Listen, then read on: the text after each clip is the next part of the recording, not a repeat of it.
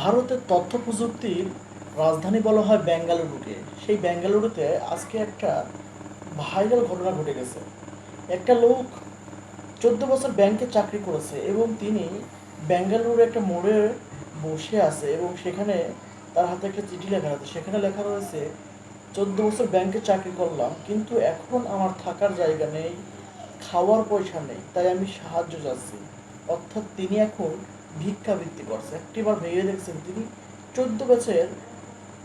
14 বছর ব্যাংকে চাকরি করেছেন, কিন্তু তার এখন থাকার জায়গা নেই, খাওয়ার জায়গা নেই, এবং তিনি এখন কীভাবে চলাফেরা করবেন এবং নিজের আর্থিক যে খরচগুলো প্রয়োজন সেগুলো পূরণ করার মতন তার ক্ষমতা নেই।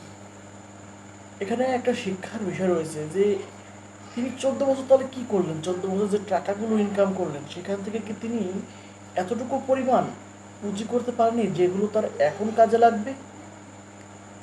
আসলে এই পোস্টটা করার পরে যে লোকটা এই ছবিটা তুলে এবং যেই ঘটনাগুলো পোস্ট করে সোশ্যাল মিডিয়ার সঙ্গে সঙ্গে ভাইরাল হয়ে গেছে, এবং এখানে অনেক রকম কমেন্ট করছে মানুষজন। কেউ বলছে যে তিনি কর্মজীবনে কি এতটাই ব্যর্থ যে তার এখন চলার মতন পয়সাও নেই, এবং কেউ কেউ বলতেছে আমাদের চিন্তা করা উচিত মানুষ বেকার অবস্থায় কি হয়।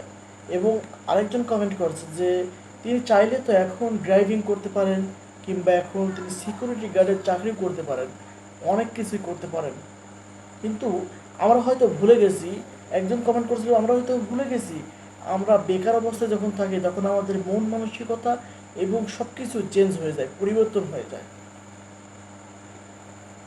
এবং এই লোকটার এই ঘটনা থেকে আমাদের একটা শিক্ষণীয় বিষয়, যখন আমি 14 বছর চাকরি করলাম ব্যাংকে, তখন আমি যদি চাইতাম আমার ভবিষ্যৎ পুঁজির জন্য কিছুটা আমি টাকা জমিয়ে রাখি, যা আমার ভবিষ্যতে পরিকল্পনায় কাজে দেবে, যা আমার অবসর সময়ে কোনো একটা বিজনেস, ছোটোখাটো কোনো একটা কাজ করার সুবাদে বা কোনো একটা কাজ করার জন্য আমি কিছু টাকা যখন প্রয়োজন হবে তখন আমার এই পুঁজি থেকে খরচ করতে পারবো এবং আমার জীবনটাকে সেভাবেই লিড করতে পারবো।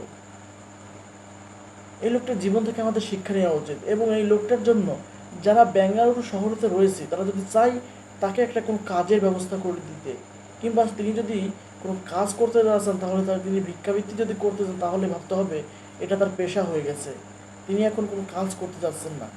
আপনাদের বেঙ্গালুরু যে সকল ভাইরা আছে তাদের প্রতি একটাই অনুরোধ, আপনারা চাইলে এই লোকটাকে সাহায্য করুন এবং তাকে ভালো একটা চাকরির ব্যবস্থা করে দিন।